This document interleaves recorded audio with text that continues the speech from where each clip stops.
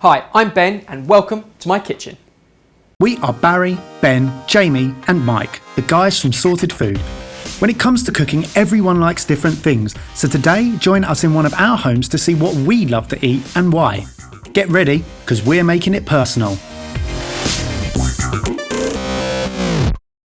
This may come as a shock to you, but Ben's been to Morocco. So today we're going to cook up a Moroccan dish from stuff he learnt on that trip. We said made personal, it was either going to be quiche or Morocco, so I'm doing a tagine with chicken, some preserved lemons, some olives, honey. It's going to be delicious. We're not making a Moroccan quiche, we're making a tagine. We're making a tagine. And it's going to start with the base of the tagine. So everything's going to go into the tagine raw, then it goes in the oven. So I love this kind of food, you don't have to mess around with it. So I'm going to do a couple of onions. If you can do a clove of garlic and some root ginger, and basically just chop it up nice and small, one clove, and I'm going to do a couple of onions. If you've got a slow cooker at home, you can use that. If you haven't got a tagine, or actually any casserole pan that will go in the oven is fine. Now this might look like a lot of onion, but bear with me, because basically it's all going to go in here, and as it cooks, it's going to cook for a long time. It wilts down to that is an oniony base, isn't probably it? a third of that. We try not to cry. This trip's really bringing back memories, isn't it? I love travelling, and it often He brings went me to over, tears. fell in love with the Moroccan girl, she broke his heart, and you know, this is... I fell in love with a camel. I'm going to crumble in a chicken stock cube, and if you can grab some saffron and some cumin seeds, along with a very common ingredient in Moroccan cooking, that's a cinnamon stick. I love cooking with saffron. Are we steeping it? Well, the thing is going to steep on its own, because what we're going to do is put quite a generous pinch That's about 50 quid. in there, and as we add all the liquid later on, it will steep as it cooks. So that does that job. Yep, there's your cumin seeds. Cumin seeds, generous sprinkle of those, a generous squeeze of honey over there as well, and plenty of black pepper. So why this dish? Obviously you've been to Morocco, we all know that, everyone knows that, my nan knows that. But why this particular dish? It's a blend of spices, why Moroccan, but this dish in particular, so many of the Moroccan food, you bung it all in raw, stick it in the oven, job done. So it's food that takes ages to cook, Yep. but very little time to prepare, and that's what I love. Next up, we've got chicken thighs. I've taken the skin off, but they've still got their bone in. Cook it on the bone, more flavour, and a tablespoon of preserved lemon paste, and that was new to me. That was a unique ingredient from Morocco, and if you can just rub that into all of those chicken thighs. Yeah. So tell me about it, what is it? Basically lemons that have been preserved in salt and then kind of blended up. So it's a very, very unique flavour. You can buy it as a paste, you can buy preserved lemons and blend them up yourself, but it really does add to this. Can you just pick this up at a supermarket now though? Yeah, Or you can buy didn't bring this preserved back lemon paste. from Morocco? No, I didn't bring this back. I got this from the supermarket. So the last chicken in there, arrange them how you want them presented at the end, because you're going to present it in the tagine. That's the whole beauty of it. You're cooking it and then you present it at the table. And then another flavour of Morocco olives, they're going to go in there like so. And then we've added the chicken stock cube. Next up, what will become the chicken stock. And you don't need a lot, because all those onions are wilt down, everything gives off its own juice, so just a little bit. And that is literally it. All you need is a lid to go on top of your tagine, and it goes into an oven, about 150, 160 degrees Celsius for an hour and a half, and then we come back and finish off with couscous and courgette.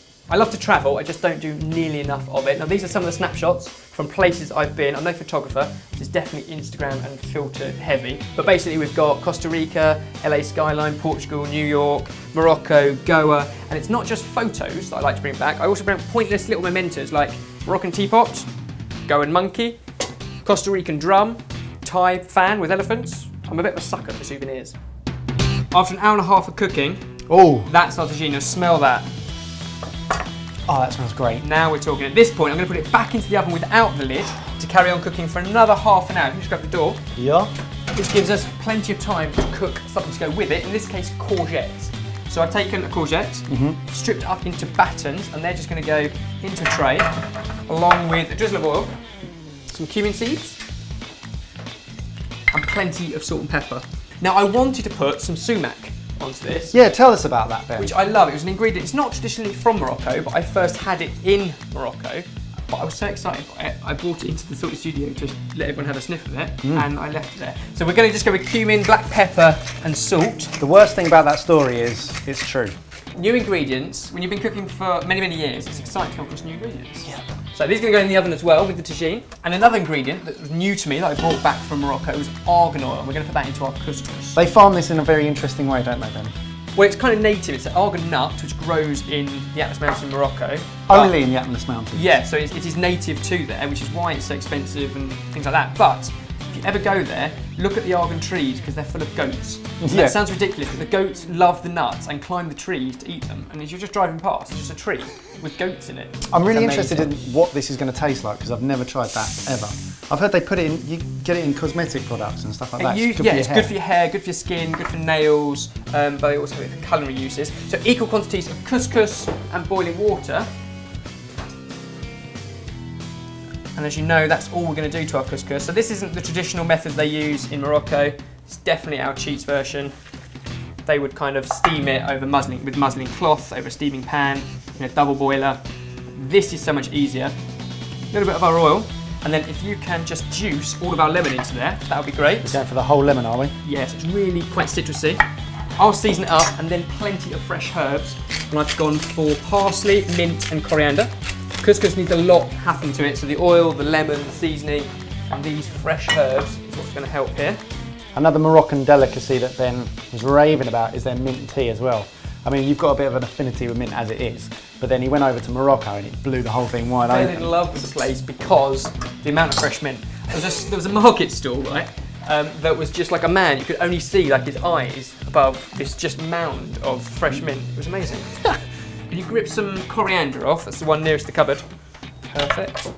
And that's it, couscous couldn't be simpler. All you need to do is fluff it all up. You've got the oil and the lemon juice in there, and then all these herbs in there like that. We'll wait for our courgettes to finish roasting and the tagine to reduce down a little bit more, and we can serve both. I love travelling the world, but if I'm honest, some of the best times away I've had have been in the UK camping. I love the outdoors, which is why I've got all this stuff here. Walking boots, sleeping bag, waterproofs, rucksack, camp kettle, hammock, just in case, and all these knickknacks to get you out of trouble when you're away, so whistle and compass. We've got a penknife, pretty old, but still nice and sharp. And of course, that moment when you need a wee in the middle of the night, in the middle of a field, a head torch too. Well, this smells great. And there we go, look at that, that's the tagine. Couscous done too, you can grab the courgettes out the oven. Couscous isn't too much flavour, plenty of fresh herbs, but not too lemony. Got the oil, the salt and pepper, that's where the lemon comes in. And these courgettes, just very simply roasted. I love roasted vegetables, absolutely love them. Very interested in what this argan's going to taste like. Just slightly different. You can use olive oil if you can't get hold of argan oil. You can use salt and pepper if you can't use sumac. Use it if you can.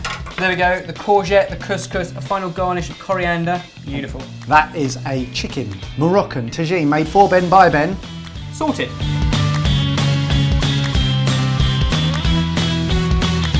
So tuck in, and with a bit of luck, it should just fall off the bone. Well, it smells great, as I alluded to earlier. Oh, that is Moroccan-y. And you can take all of that amazing juice, which is now absolutely gorgeous, and add it to the couscous. Actually, a glass of mint tea to go with this would be absolutely perfect. Are you happy with yourself? Yes, absolutely chuffed, just as I remember it. And what we want to know from you guys is what's the most memorable dish from your holiday? Comment down below.